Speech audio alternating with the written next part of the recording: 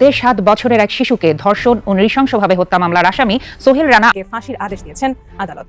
ইতিহাসে নজিরবিহীন এক সিদ্ধান্ত নিয়েছে, আর এই সিদ্ধান্তে যেহেতু সরকারের এই মুহূর্তে বিএনপি সরকার আসীন আছে, সো এটার একটা চাপ এই সরকারকে আসলে মোকাবেলা করতে হবে। যদিও এটার সাথে সরকারের কি আসলে কোনো রকম সক্ষতা রয়েছে অথবা এখানে কি কোনো রকম চুক্তি আছে? আপনারা কি ভেবেছেন এটা নিছকই কোনো কাকতালীয় ঘটনা? মোটেও না। খবরের পিছনের আসল সত্যটা যখন আপনারা জানবেন, তখন আপনারা বুঝবেন কিভাবে ভেঙে পড়ছে। যে চরম বার্তাটি দিয়েছে তার পেছনের আসল মাস্টার স্ট্রোকটা কি। দড়ি লাগলে দড়ি নে, তবু রামিসার হত্যাকারীর ধর্ষণকারীর ফাঁসিটা অ্যাটলিস্ট কার্যকর কর ভাই তোরা। মানে সরকার যেই দলই যাক না কেন, যেই যাক না কেন, সরকারে গেলে কেমন যেন বোধাই হয়ে যায়। কারণ পুরো ছবিটা পরিষ্কার হইতেছে, হাসিনার চাইতো ভয়ঙ্কর মানবাধিকার লঙ্ঘন নামে আসতেছে বিএনপির হাত থেকে। ব্যানে ব্যানে করছি না, এই যে দেখেন। আর একটা কথা হলো, আপনার হাতে এমন কোনো ইয়ে আছে যে 15-16 বছর বয়সী ঢাকাতে নিতে আসবে, তো কথা সেটা আপনি বলা যাবে না? না সেটা নিষেধ করবেন, সেটা কেমন বলবো নাকি? হ্যাঁ, না বিশ্বাস করে আপনার কথা বলতেছি। হ্যাঁ, বিএনপির এক নেতা সফরে যাবে, সে টেলিফোন করে বলছে আমাদের এক বিএনপির নেতা আসবে, 15-16 বছরের একটা বাচ্চা মেয়ে জোগাড় করে রাখো। ঘৃণা এবং ধিক্কার জানাই বিএনপি ছাত্রদল, যুবদল, তাদেরকে আপনারা যৌন লালসার লালুপ শিক্ষা আপনারা দিচ্ছেন। ঢাকা থেকে বড় নেতা যাবে, তার জন্য 13 বছরের একজন নারীকে প্রয়োজন। তো আসলে তারা নিজেরাই যেহেতু এই কাজগুলো করে বেড়ায়, তাহলে তো তারা খুবই স্বাভাবিক যে তারা প্রতিবাদ করতে দাঁড়াবে না। আবার স্বরাষ্ট্রমন্ত্রী তার দায়িত্বে থাকার নৈতিকতা রাখেন না। তিনি বলেছেন আপনারা এই বিচার করতে পারবেন না, এই বিচার করার রেকর্ড আপনাদের নয়, আমার মেয়ে আর ফিরে পাবো না। এর মানে হচ্ছে বর্তমান সরকার ক্ষমতায় এসে আমাদের প্রিয় হাদির বিচার না করার মধ্য দিয়ে বিচারহীনতার সংস্কৃতি এই সরকার লালন পালন করছে। আমি কিছুই চাই না, বিচার আপনারা করতে পারবেন না। আপনাদের এই ধরনের কোনো রেকর্ড নাই, আপনারা পারবেন না। আমার মেয়েও ফিরে আসবে না, আপনারা বিচার করতে পারবেন না। আসসালামু আলাইকুম প্রিয় দর্শক শ্রোতা, আশা করি সবাই ভালো আছেন। নতুন একটি ভিডিওতে সবাইকে স্বাগতম। বাংলাদেশের চলমান রাজনৈতিক প্রেক্ষাপট নিয়ে ভিডিওর শুরুতেই বেশ কিছু ভিডিওর অংশ বিশেষ আপনারা দেখেছেন। মূলত আজকের এই ভিডিওটিতে সেই সকল ভিডিওর বিস্তারিত আলোচনা দেখতে পারবেন।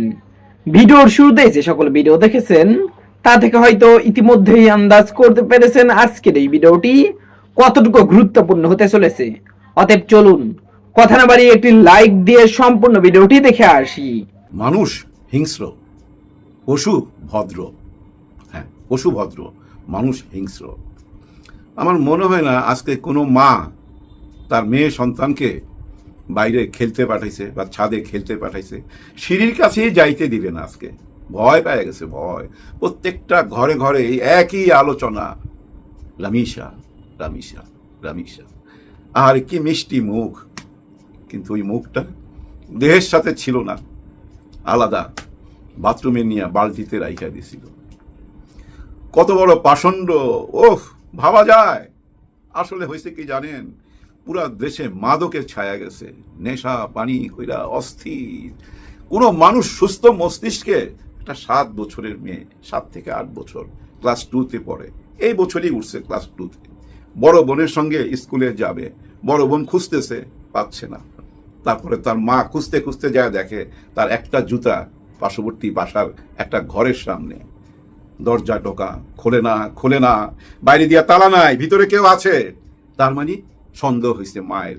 সঙ্গে সঙ্গে চিৎকার, আশেপাশে লোক আসলো, পুলিশ আসলো। ওর মধ্যে সেই আসামি জানলা কাইটা বাইরে হয়ে চলে গেছে, ধরা পড়ছে।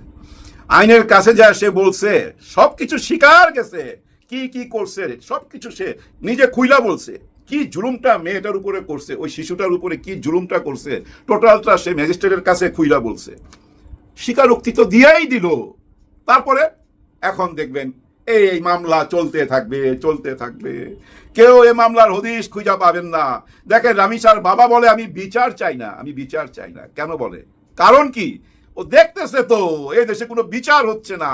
গত 24 ঘন্টায় 3টা শিশু ভাই নির্যাতন হয়েছে, এর মধ্যে একজনকে হত্যা করা হয়েছে, যার আসামি ধরা পড়ছে। আসামি বলতেছে যে আমি খুন করছি, আমি হত্যা করছি, আমি জুলুম করছি। তারপরও তাকে এখন ওই জেলখানায় নিয়ে সরকারি টাকায় ভাত খাওয়াইতে হবে, রুটি খাওয়াইতে হবে। এই মামলা চলতে থাকবে।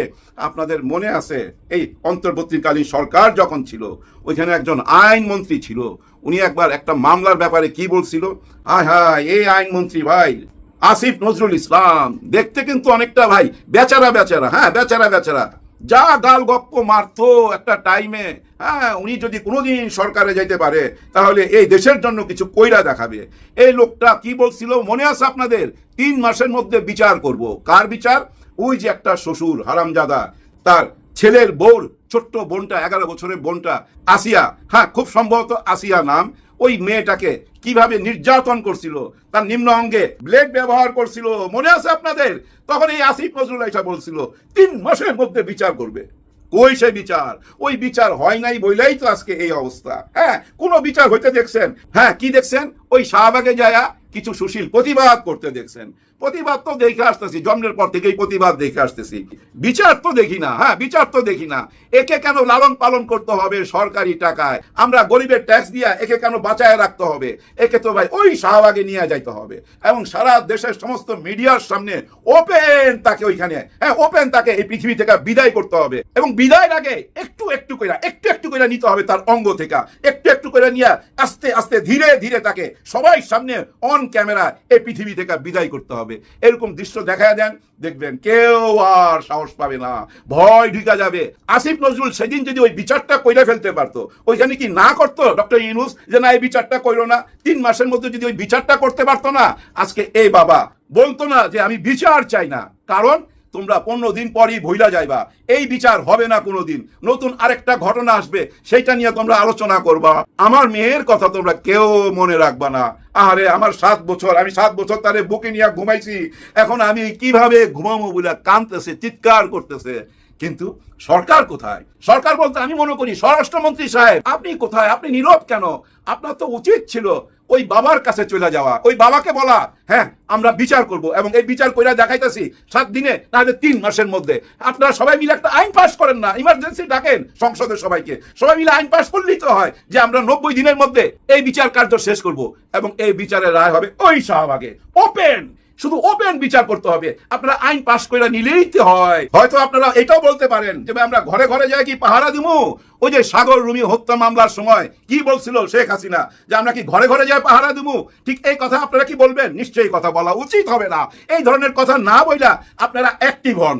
ওই যে আপনি বলছিলেন মাদক নিয়ে 0 টলারেন্স, আর মাদক মাইনা নেওয়া হবে না। এরপরে কি মাদক থামছে?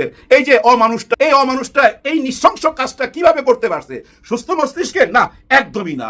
মাদকের এফেক্ট, মাদক ছায়া গেছে তো। ওই যে মিরপুর মাজারে দেখেন না কি হইতাছে, ওই মাদক নিয়ে ওপেন বৃহস্পতিবারে ওইখানে আশেপাশে দেখবেন ওপেন মাদক বিক্রি হইতাছে। আশেপাশে যে হোটেলগুলোর মধ্যে এখান থেকে মেয়ে মানুষ পাওয়া যায়, হ্যাঁ এখানে সব মেয়েরা ঘোরাফেরা করে, ওই যে ভ্রাম্যমান তারা ওদেরকে নিয়ে ওই হোটেলগুলোতে চলে যাইতাছে, সারা রাত তাণ্ডব চলতেছে। কেন?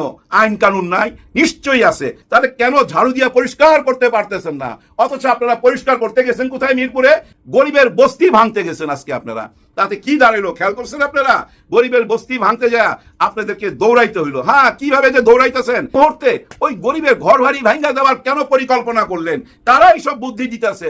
নির্বাচনের আগে আপনারাই তো এই যে করাইল বস্তিতে গেছেন, বিভিন্ন বস্তিতে গেছেন, কি কথা দিয়ে আসছিলেন যে আপনাদের ছেলে মেয়েরাও পড়বে। ওই যে ধনীদের বাসার দিকে আঙুল তুলে বলছিলেন বিল্ডিং গুলা দেখায়া, এইসব বিল্ডিং এর ছেলে মেয়েরা যেখানে লেখাপড়া করে আপনাদের ছেলে মেয়েরা সেখানে লেখাপড়া করবে। বলেন নাই? আরো কি বলছেন?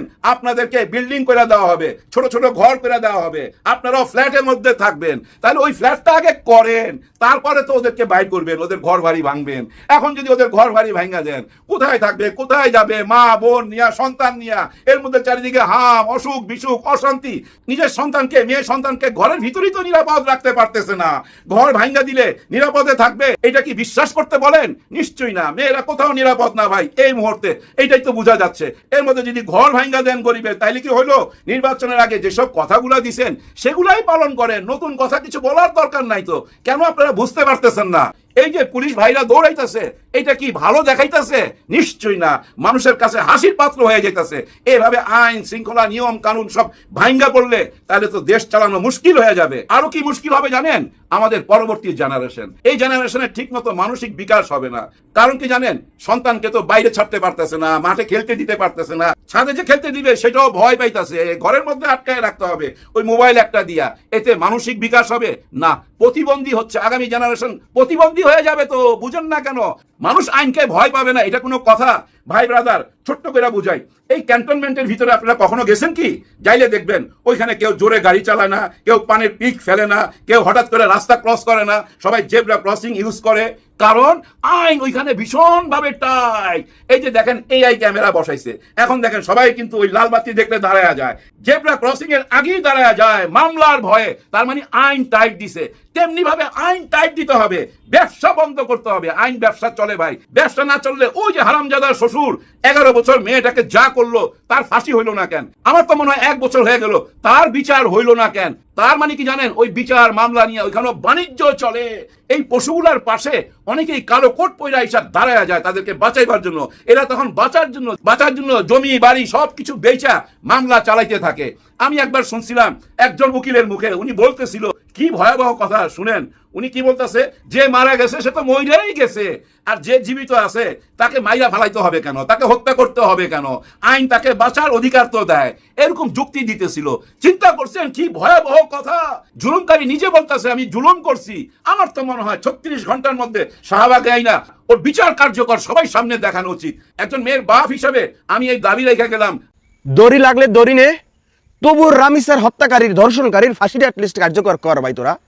মানে সরকার যেই দলই যাক না কেন, সরকারে গেলে কেমন যেন বোধাই হয়ে যায়। শালার ওরা মার্কেটিংও বুঝে না। পুরো দেশব্যাপী রামিসার হত্যাকারীর ধর্ষণকারীর একটা না, কিন্তু ধর্ষণ করছে একদম একটা বাচ্চা মেয়েকে, আবার তাকে হত্যা করছে। তো এখন এই ধর্ষণকারী এবং হত্যাকারী একই ব্যক্তি। ওই ব্যক্তিকে যদি এখন কোনো ধরনের যদি কিন্তু ছাড়া, সে নিজেও তো স্বীকার করছে, ওকে যদি ফাঁসি দেওয়া হয়, এই সরকারের প্রতি এই জনগণ, দেশের মানুষ, অ্যাক্টিভিস্ট, লেখালেখি যারাই সব মানুষ উইক হয়ে যাবে না? এক বাক্যে বলবে না যে এই সরকার ধর্ষণকারীকে হত্যাকারীকে ফাঁসি দিছে? এই সাহসটুকু, এই হেডামটুকু কেন যে নেয় না? এবং বিশাল একটা জনসংখ্যা, বিশাল একটা মানুষ এই সরকারকে জাগায় রাখবে, মাথায় তুলে রাখবে যে এরা ধর্ষণকারীর মার্ডার, এটা ধর্ষণকারীর যথাযথ বিচার করছে। এই যে অডিয়েন্স ক্যাস্টটা, গ্রাফটা, এই যে অডিয়েন্স ধরে রাখার যে ব্যাপারটা, মানে মানুষকে এই জিনিসটা কেন যেন সরকারে গেলে মানুষ ভুলে যায়। দড়ির দাম তো বেশি না ভাই, সবাই মিলে আমরা একদম হাই লেভেলের দড়ি কিনে দিব ধর্ষণকারীকে, এবং ধর্ষণকারীর যে পাশের যে বউ আর স্ত্রী যে বাচ্চাটাকে নিয়ে নিতে গিয়ে সহযোগিতা করছে, দুইটার ফাঁসি হয়ে যাক। পুরো বাংলাদেশ না, পুরো বিশ্বে নজির হয়ে থাকুক, ইতিহাস হয়ে থাকুক, যথা যেমন উদাহরণ এক্সাম্পল হয়ে থাকুক যে এই সরকার ধর্ষণকারীর কঠোর শাস্তি দিছে, একদম সরাসরি মানে মাইরে ফেলছে। আপনি তাকে, একটা মানুষকে ফাঁসি দেওয়ার আর কি প্রমাণ চান বলেন? আপনি রামিসার বাপের কথা শুনছেন না আপনারা? নতুন করে কিছু বলার নাই, তবু দুইটা লাইন বলে দেই। রামিসার বাপে এই দেশের কাছে সে বিচার চাওয়ার পক্ষে না।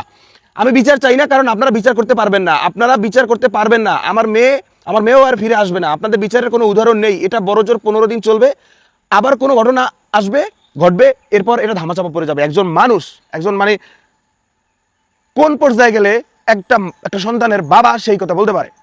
এই সরকারের প্রতি, রাষ্ট্রের প্রতি, এই সমাজের প্রতি, এই দেশের প্রতি, এই দেশের আইনের প্রতি কতটুকু তার কনফিডেন্স লেভেল থাকলে সেই কথা বলতে পারে যে বিচার হবে না, 15 দিন পর অন্য ঘটনা ঘটবে, তাই হয়ে যাবে। তাই হয়ে আসছে পিছনে।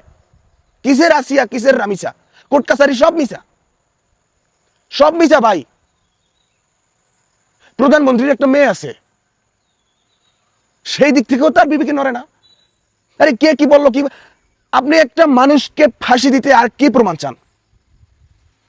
একটা বাচ্চা, অবুঝ বাচ্চা, তাকে তার বউ থেকে ধরে নিয়ে তারপর বিকৃত ভাবে তার সাথে সেক্স করছে। সেক্সই করে নাই, ওই বাচ্চাটার সাথে সেক্স কিসের স্বাদ, কি জন্য? ওই বাচ্চাটাই পৃথিবীর থেকে ও সেক্স বুঝে, তাহলে ওর সাথে যে করা হইলো এবং তাকে আবার হত্যা করে মেরে ফেলা হইলো, তাহলে ওই বাচ্চাটা এই রাষ্ট্রটার কাছে আর কি চায়, কি নিরাপত্তাটা পাবে সে? ওই বাচ্চা কি করছে, কি এমন অপরাধ করছে যে তার সাথে এরকম ঘটনা ঘটলো? ওই বাচ্চা প্রশ্নের উত্তর কি আমরা দিতে পারবো? আমাদেরকে দিতে হবে, আমাদের এই রাষ্ট্রের দিতে হবে। গায়েবীভাবে কেউ তার সাথে সেক্স করে গেছে, তাকে হত্যা করে গেছে, পাওয়া গেল না, কোনো নথি নাই, প্রমাণ নাই, কোনো ধরাছোঁয়া কিছু নাই, ব্যাপার ছিল যে আমরা কিছু জানি না, দিবালোক এটা আসামি গ্রেপ্তার। আপনি তাকে ফাঁসি দিবেন না কেন ভাই? তাকে তার সাথে বাচ্চার সাথে সেক্স করছে, আবার সে তাকে হত্যা করছে, দুইটা ঘটনা ঘটেছে। তাহলে আপনি তাকে, ওই হত্যাকারীকে, ধর্ষণকারীকে আপনি ফাঁসির রশিতে ঝুলানোর অপেক্ষা কি জন্য? কার পারমিশনের জন্য? দড়ি লাগলে ভাই তোরা দড়ি নে, তবুও রামিসার হত্যাকারীর ধর্ষণকারীর ফাঁসিটা অ্যাটলিস্ট দিয়া নিজেদেরকে বুঝা যে আমরা ধর্ষণকারী হত্যাকারীর বিপক্ষে, আমরা এই দেশের মানুষের পক্ষে, এই দেশের মুসলিম বৌদ্ধ হিন্দু খ্রিস্টান দলমত নির্বিশেষে রিলিজিয়ন ডিফারেন্টের সবার পক্ষে, এই দেশের মানুষের পক্ষে, বাচ্চাদের পক্ষে, এই দেশের মানুষের নিরাপত্তার জন্য আমরা কাজ করতে সদা প্রস্তুত। এটা প্রমাণ কর, তোরা ভাই হাতে চুরি পুরে বসে থাকিস না। আমি আশা করছি সম্পূর্ণ ভিডিওটি দেখেছেন এবং এই ভিডিওর সাপেক্ষে আপনার কি মতামত সেটা অবশ্যই কমেন্ট বক্সে জানিয়ে যাবেন। ভিডিওটি ভালো লেগে থাকলে শেয়ার করতে ভুলবেন না। আমাদের এই চ্যানেলে নতুন হয়ে থাকলে চ্যানেলটি সাবস্ক্রাইব করে চ্যানেলের পাশে থাকবেন। আর যারা ইতিমধ্যেই চ্যানেলটি সাবস্ক্রাইব করেছেন তাদেরকে অসংখ্য ধন্যবাদ। দেখা হবে নতুন কোনো ভিডিও নিয়ে, ততক্ষণ সবাই সুস্থ থাকবেন। আল্লাহ হাফেজ।